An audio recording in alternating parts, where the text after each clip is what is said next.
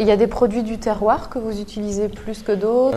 Oui, ben là en ce moment, on fait depuis plus de 3 mois, on travaille beaucoup les escargots de Maupas. Voilà, avec leurs œufs, quoi, les œufs d'escargot, donc avec le monsieur qui est au-dessus de 60. Donc on travaille beaucoup avec lui en ce moment. On a le maroilles, forcément, qu'on travaille beaucoup, qu'on a qui est revenu un petit peu. Voilà. Bah, nous, on l'a jamais, même autour de mes parents, on l'a jamais abandonné. C'est un produit, on n'a pas d'énormes plateaux de fromage. Par contre, c'est vrai que voilà, on a sur le maroilles, on a des produits de la région, on a le Manican, voilà, voilà, exactement, on a des fromages du coin, quoi. Mais après, en autre produit du terroir, en ce moment, on fait une salade vauloise, c'est-à-dire qu'on sert des endives de Voël, tout simplement, qui est juste à côté. 90% de nos légumes viennent du marché de Chauny, d'un maraîcher qui est à Manican, qui est juste à côté. Donc l'avantage, c'est qu'en légumes, on travaille des produits de saison tout le temps, quoi. Oui, c'est vraiment des produits de saison. Oui, tout à fait. Ouais. Quand c'est le poireau, c'est le poireau. Quand voilà, topinambour en ce moment, des choses comme ça, le navet, c'est vraiment. Et puis en plus, des produits de la région, quoi. Donc voilà, on essaye. Après, le reste, la viande, les abattoirs, on travaille avec 100% de viande française, des abattoirs qui sont à Laon. Donc c'est pareil, ça arrive qu'on ait... je travaillais la dernière fois, j'avais fait une déclinaison sur le veau, tout ça, on avait pris du veau d'étrier, une ferme d'étrier, ou du veau de lait qui est nourri là-bas, abattu là-bas. Donc on essaye le plus possible. Vous essayez en tout cas de travailler avec finalement les producteurs d'ici. Quand c'est possible, abordable, et puis que ça rentre dans le cadre, et ben ouais, complètement. Ouais. J'essaye d'abord de trouver un fournisseur ou quelqu'un de... Donc on peut encore le faire. Oui, bien sûr. Je ne vais pas dire qu'on peut le faire à 100%, mais sur 50% sans forcer. Voilà. Après, si on se creuse un peu la tête, on peut aller beaucoup plus loin, quoi. Mais c'est du travail.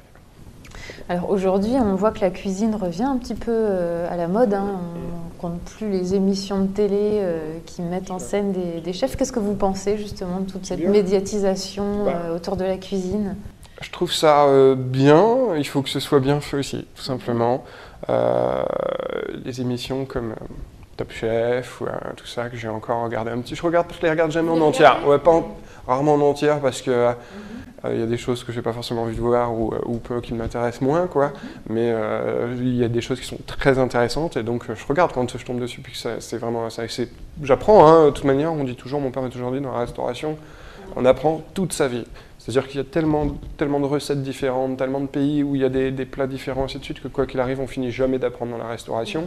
Et que ce soit par même des plus jeunes que nous, qui ont moins de formation, ou ainsi de suite, comme là, la télé, il y en a peut-être qui ont un peu moins d'expérience que nous, mais finalement qui ont vu des choses que nous, on ne connaissait pas, et donc on va apprendre. Et c'est là que c'est intéressant. Et en plus, il montre, je trouve que les émissions, justement, depuis la première émission de cuisine avec Cyril Lignac, jusqu'à maintenant, on montre de plus en plus la réalité. C'est-à-dire que voilà, il n'y a pas que, j'ai entendu ça hier soir, ça m'a fait plaisir, il n'y a pas que la partie restaurant. C'est-à-dire que voilà, je parle des 2 finalistes hier soir, les plats étaient incomparables tous les deux, on ne pouvait pas les séparer. Et ben, qu'est-ce qui s'est passé? Ils ont été voir le plan de travail s'il était propre, s'il n'y avait pas de gaspillage. Et moi, c'est ce que j'inculque à mes apprentis, c'est que voilà, les premières causes, les 3/4 du temps, la première cause d'un restaurant qui ferme, s'il n'a plus de clients, et ainsi de suite, c'est sûrement qu'il y a eu soit beaucoup de pertes en cuisine, ou que les locaux ne sont pas propres, ou que... Et voilà, et c'est, tout ça, c'est un toujours une remise en question. Tout le temps. Mais quand j'ai un apprenti qui vient se présenter, qui me demande, je veux faire la cuisine, je lui dis, écoute, tu sais, la cuisine, en tout cas au moins tes 2 premières années d'apprentissage, tu feras 75% de nettoyage, d'épluchage, voilà. Tu feras de la cuisine après. Et c'est ça. Et vous voyez en fonction de la réaction. Oui, tout à fait. Moi, quand je dis ça, il ne fait pas 75% il fait pas 100% de ses premières journées à faire du nettoyage, bien sûr que non. Mais ça va dans ce sens-là. C'est-à-dire que pour tenir un restaurant, ainsi de suite, il faut être économe, il faut faire attention aux dépenses, il faut faire attention à tout, tout simplement, au gaspillage, pas de gaspillage. Moi, ils savent que voilà, le gaz, il faut qu'il soit fermé, il y a des veilleuses qui sont faites pour, on fait attention à l'eau, on n'allume pas le robinet d'eau sans cesse pour rien, on fait attention à tout ça. Et depuis, mes parents, ils faisaient déjà attention. Moi, la première année où on a ouvert, ça se voyait pas forcément tout de suite au début, on a eu des premiers chiffres qui, voilà, la facture d'eau était de temps, et depuis 4 ans, ça descend, tout descend. Que ce soit le gaz, l'eau, l'électricité, tout descend, et ça fait plaisir. Et dans ces émissions-là, justement, ils en parlent. Voilà, vous seriez prêt, vous, à participer? Oui, tout à fait. Ils m'ont envoyé, en fait, pour Top Chef, un courrier me demandant, et ainsi de suite. Je pense que je rentrais peut-être pas dans le cadre après, donc ça va, j'ai pas été pris, mais j'aurais participé. Vous accepteriez. Ah ouais, tout à fait. Il y a quand même des grands noms finalement hein, de oui, chefs. Tout à fait. Vous avez des modèles, vous, de chefs comme ça? Là, on voit à l'entrée de votre restaurant qu'il y a quand même Paul Bocuse qui vous a envoyé ses félicitations après votre récompense. Disons que Paul Bocuse, ça reste c'est le maître en la matière, c'est-à-dire que voilà. 50 ans de métier, 50 ans de métier, des 50 ans de perfection.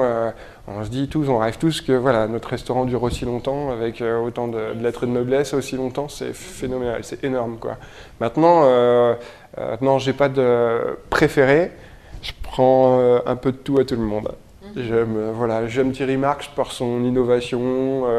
Il y en a qui vont être horrifiés quand on parle de cuisine moléculaire, mais moi je trouve que il y en a à prendre. Il y en a à laisser, mais il y en a à prendre dans la cuisine moléculaire. Vous aimez bien toucher à tout finalement. Voilà, des choses très originales qui m'amusent, le client aime beaucoup que ça soit claquant, que ça fasse de la fumée, que ça mousse, et tout ça. Et donc faut s'inspirer un peu de ça. Maintenant j'aime bien les frères Pourcel parce qu'ils travaillent des produits de leur terroir, ils font des belles choses avec leurs produits de leur terroir. Enfin voilà, je prends un peu de tout à tout le monde.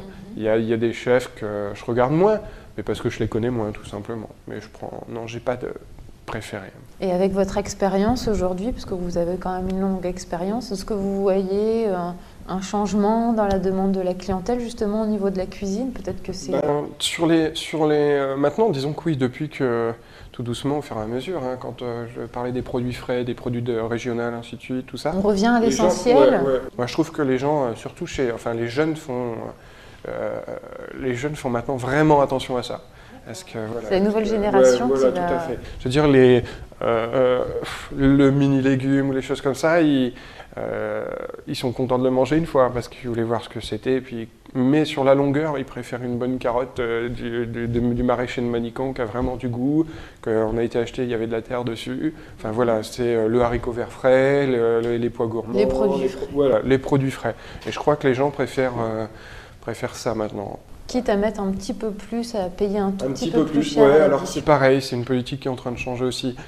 Fut un temps, je pense que pour avoir une étoile au Michelin ou pour être très bien classé dans les guides, il fallait impérativement qu'il y ait une certaine classe, qu'il fallait qu'il y ait les cloches en argent, qu'il soit 10 en salle, il fallait déjà être une structure assez imposante et avoir un gros investissement sur le restaurant. Maintenant, je pense que justement les guides ont mis ça un peu de côté. On revient à la cuisine. Voilà, on revient à la cuisine, vraiment à la cuisine pure, c'est-à-dire les plats traditionnels mais qui ont du goût, des légumes qui ont du goût, des viandes et des poissons qui ont du goût, et puis voilà quoi. Donc ça c'est bien. Et ça dans les émissions, ils le montrent aussi. Ouais. Bon, en tout cas, nous on invite nos internautes et nos lecteurs à venir goûter la cuisine de l'Ardoise. Est-ce que vous avez un site internet peut-être? Alors en fait, c'est www.lardoise.biz. Internet maintenant, ça devient essentiel même pour un restaurant. Moi, c'est indispensable, c'est-à-dire que je fais du mailing. J'ai une base de données que j'ai récupérée de moi-même. J'ai 10 000 adresses mail dans la région. J'envoie une fois par semaine ou par mois, suivant dès qu'on change la carte. Vous changez la carte toutes les 3 semaines. Voilà. Donc dès que la carte change, j'envoie du mailing. Je travaille beaucoup avec l'hôpital de Chauny.